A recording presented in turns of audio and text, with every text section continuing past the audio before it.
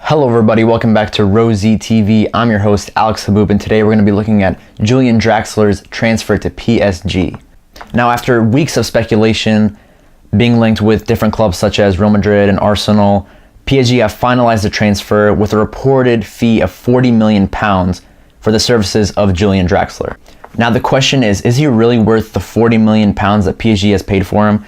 I mean, looking at this season alone, 12 appearances in the Bundesliga, he has 0 goals and 2 assists. Pretty poor numbers for someone like Julian Draxler, but he's been unsettled throughout this whole season, and Wolfsburg as a whole has struggled. 13th in the Bundesliga right now, fighting relegation, you could almost say. To see a more accurate representation of Julian Draxler as a player, we're going to look at last season. 24 appearances in the Bundesliga, had 6 goals, he had 5 assists. He also performed pretty well in the Champions League as Wolfsburg made it to the quarterfinals and even almost knocked out Real Madrid. He's still not worth the $40 million in my opinion. However, the fact that he's 23 years old, they're buying the potential more than the finished product at this point. I do think this is some good business done by PSG, bringing in someone like Julian Draxler. However, it doesn't make them Champions League contenders, which is what they're definitely aiming at, especially bringing in someone like Unai Emery over the summer, who's notoriously good in Europe. This transfer definitely improves the team, but where's Draxler going to fit into this PSG side? Draxler does like to play on the left wing. He reminds me a little bit of Dimitri Payet, someone who could play behind the striker, but is more known as a playmaking winger. PSG also have a similar player in Angel Di Maria, who's going to be similar in terms of being a playmaking winger as well, playing on the right wing. I think the trio of Cavani, Draxler, and Di Maria could be very effective, but I think PSG also need to look at another attacking option to help Cavani out in the goals department. Draxler and Di Maria both chip in with a few goals here and there, but they're more known for their chances that they create. I think that PSG need to look at another attacking option to help out Cavani. He's a fantastic striker, but he needs so many chances to score, as we've seen throughout the Champions League this season and Ligue 1.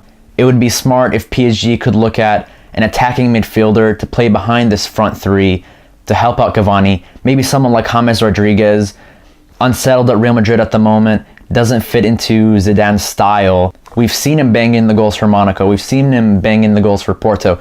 We've seen how good he was at the World Cup.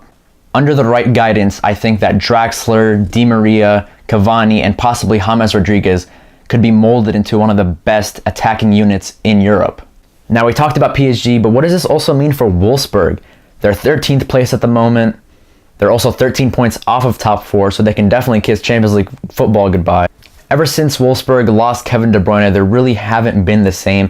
That season with De Bruyne, they got 2nd place in Bundesliga. The next season, they struggled in the Bundesliga, but they also made it to the quarterfinals of the Champions League and almost knocked out Real Madrid. But if Wolfsburg are smart in the transfer market, they can take that £40 million from the Draxler sale and they can get some suitable replacements and start the rebuilding process over the next few seasons.